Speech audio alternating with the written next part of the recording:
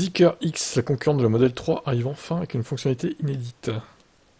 Alors, elle repose sur la plateforme EX30 de Volvo, du Volvo EX30 quoi, de l'actuel Smart One.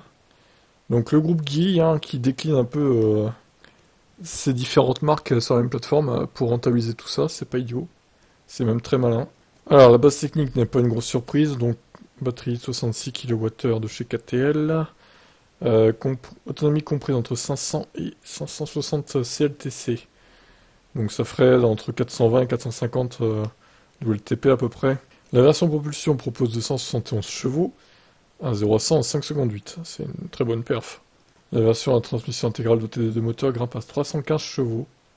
Alors non, 315 kW, il y a une erreur dans l'article, 428 chevaux, et 543 Nm de couple, le 0 à 100, 3 secondes 7. Le freinage de 0 à 100 km/h est annoncé en 34,5 m. Toutes les versions sont livrées avec une pompe à chaleur permettant d'améliorer l'autonomie, ainsi que de la charge bidirectionnelle V2L. D'accord, bon, ça devient la norme aussi, visiblement, sauf chez Tesla. En termes de dimension, il faudra compter sur une longueur de 4,45 m de long et largeur 1,83 m, une hauteur de 1,57 m. Ouais, c'est à peu près les dimensions d'un 3008 ou d'un Niro, pour le coup. Le Niro est peut-être un poil plus court, mais c'est à peu près pareil, franchement. À l'intérieur de l'habitacle, le Zeekr X met l'accent sur la technologie. On retrouve un écran de 8,8 pouces jouant le rôle de combiné d'instrumentation, ainsi qu'un écran de 14,6 pouces central pour l'infodivertissement. Une option permet même de la rendre électrique afin de pouvoir déplacer en face du siège passager.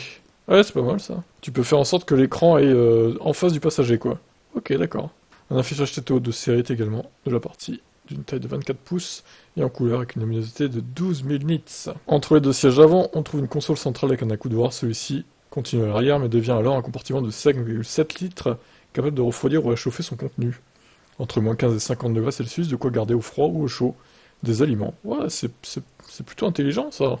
Une espèce de glacière ou de réchaud intégré, c'est bien. Une grande bande LED à l'arrière de 1,50 m de long souligne la ligne de la voiture. Les rétroviseurs intègrent un avertisseur d'angle mort et sont chauffants. Comme sur un Model X, il est possible d'ouvrir les portières avant en appuyant sur un bouton. Des capteurs permettront alors d'éviter que la porte ne touche un obstacle.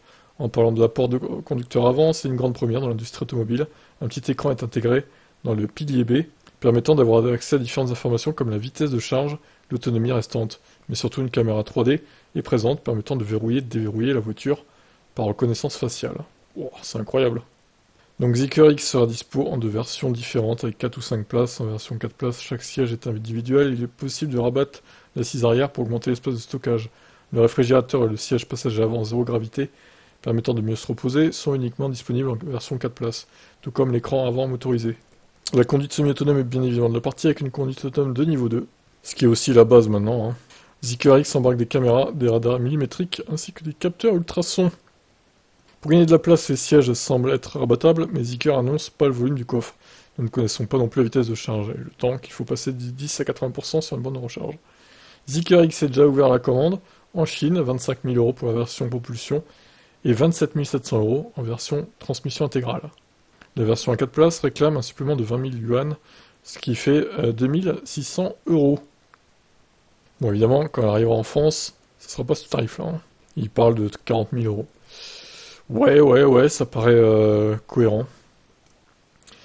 Bon, en tout cas, elle est pas mal, cette voiture. Il y a des idées intéressantes. Elle aura sûrement un joli succès en Chine. Et à voir quand c'est qu'elle arrivera en Europe. Et surtout à quel prix. Allez, ciao.